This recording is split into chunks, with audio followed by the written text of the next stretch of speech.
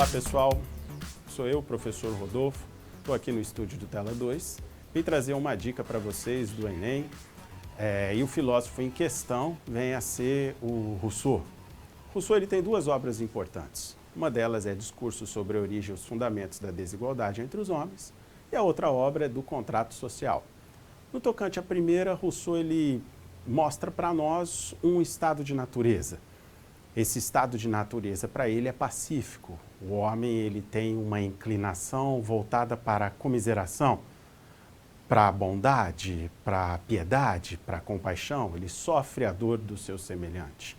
Nesse estado de natureza rousseauiano, não há uma postura a qual os seres humanos irão ser demasiadamente agressivos uns com os outros. Qualquer transgressão, qualquer problema, eles são passageiros. O homem, então, vê o outro como a si mesmo.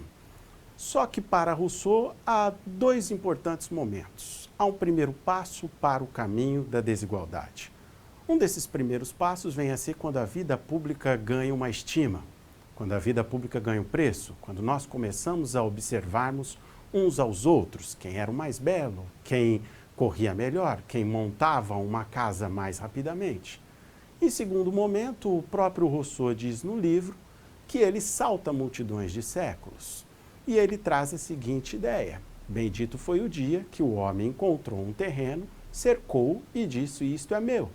Quantas guerras, quantas mortes, quanta violência não teria evitado se alguém tivesse levantado o braço e dito o seguinte: guardai-vos de escutar este impostor, porque os frutos são de todos e a terra é de ninguém.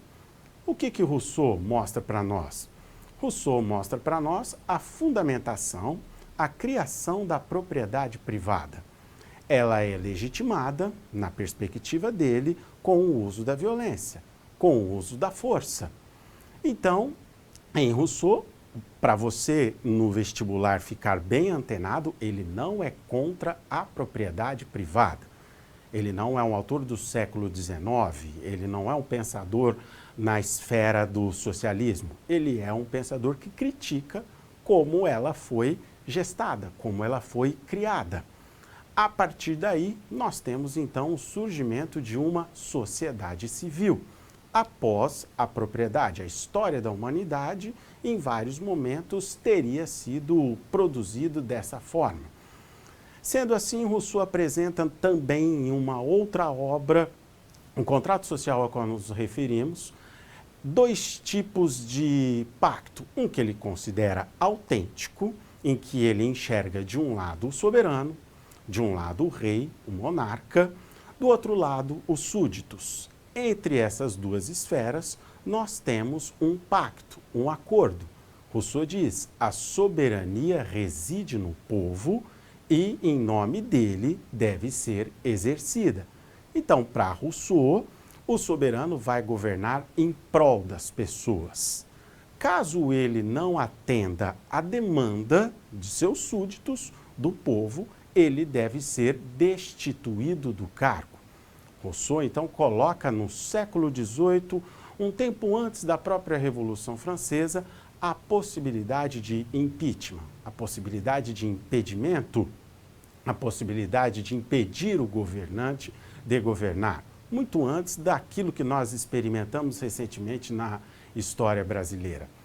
Para ele, então, um pacto autêntico seria esse, o qual o governante executa o seu poder visando o benefício da sociedade. Um pacto inautêntico seria, na visão dele, aquele a qual o governante impõe-se através do uso da força, através do uso da brutalidade.